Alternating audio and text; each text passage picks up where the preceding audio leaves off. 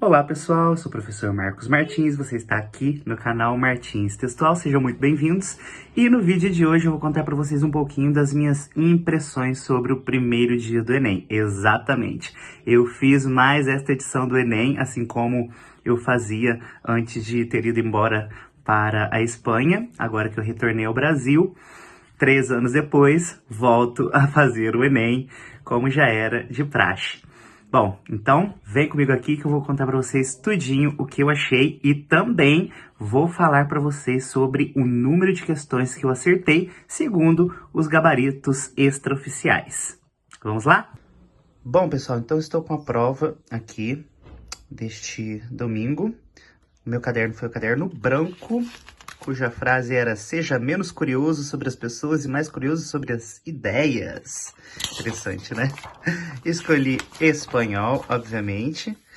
Bom, então, segundo o gabarito extraoficial, que foi liberado pela Prova Total, também de outros sites, né? Como o Globo e outros mais. Bom, vejamos aqui. Em linguagens, eu acertei. Eu vou deixar anotado aqui. Deixa-me ver, foram 40 questões de linguagem e 38 de humanas, tá certo? Então aqui gabaritei espanhol, que, bom, para mim espanhol foi bem tranquilo, né? Eu sou professor de espanhol, então foi uma prova também bem interpretativa, então não tinha muito problema com isso. O que dizer dessa questão, gente? Pelo amor da misericórdia. Isso aqui tava parecendo prova de concurso público quando eu abri. Não é possível. Um texto gigante, né? Gênero crônica, de próprio punho. Um conteúdo, né, da crônica bem atual, tá certo? Então, assim, mas as questões... Bom, eu tive um probleminha aqui com a questão número 7. Dei uma escorregada, né? O gabarito extraoficial saiu como apresenta diversidade e uso cotidiano, que seria a minha segunda opção. Mas eu fiquei pensando, bom, que tá falando de post-it, que também seria bilhete, aí eu fiquei meio confuso, sabe? E aí eu pensei em que questionava a prática de escrita do próprio punho. Na verdade, eu mesmo fiquei na dúvida dessa minha resposta, porque eu falei, não, mas ele não tá questionando nada, né? Mas enfim, então aqui um errinho. Aqui vemos que uma diversidade de temas, né? Bastante questões sobre educação física, bastantes poemas, que eu achei bem interessante, né? Mas nada daquela literatura, história da literatura, né? Como a gente está acostumado a estudar. Então, mais interpretação. Pouca coisa, assim, que você deveria saber realmente sobre as escolas literárias, né? E português, realmente, mais voltado à interpretação textual. Tivemos, sim, algumas questões que precisavam de conhecimento gramatical, mas foram poucas. E as de arte, bastante variadas também, né? Muita coisa de arte contemporânea. Então, bem interessante. Uma variedade de gêneros. O INEP redescobriu o uso, né, da impressora colorida. Olha que maravilha. Muito, muito legal. Então, algumas questões um pouco confusas também, que deixavam aí um pouco dúbia a resposta, né? Essa daqui já não tava nem com tempo de ler, pessoal, porque eu fiz a redação primeiro, gastei 2 horas fazendo a redação, depois fui para as humanas e por fim fiquei com as linguagens. E aí chegou no finalzinho, já não tinha nem como ler, mas ainda acertei quase todas aqui do final, mesmo correndo na leitura delas.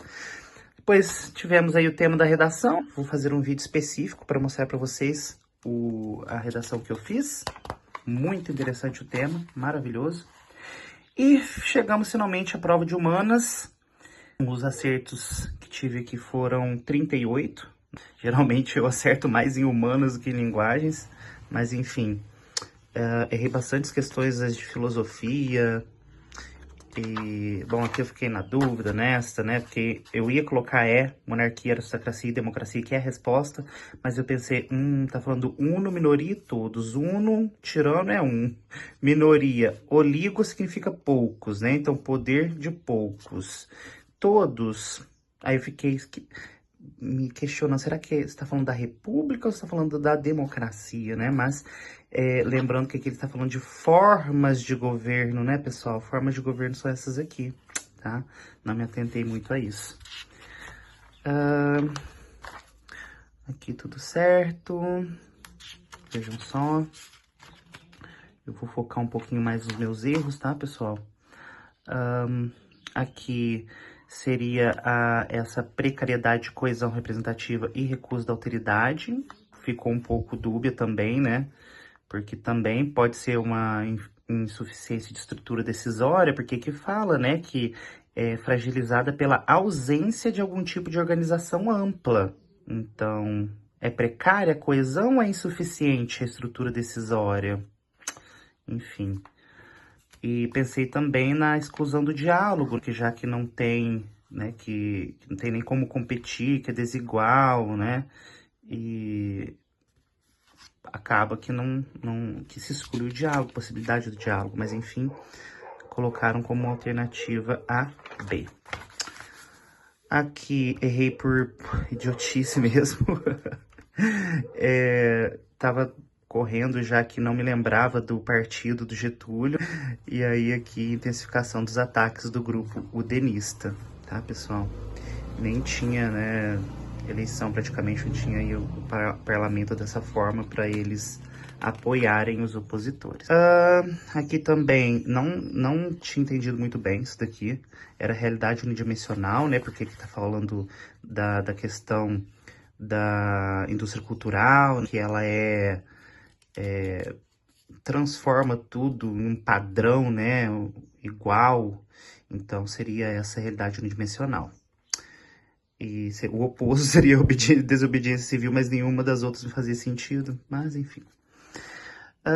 Aqui seria colocaram como revisão das desigualdades econômicas. Eu ainda pensei em legitimação da propriedade privada, porque o meu raciocínio foi que quando o Estado ele faz essa desapropriação por conta destes casos, ele estaria, na verdade, legitimando a propriedade privada, porque ele está dizendo que a propriedade privada ela tem um fim.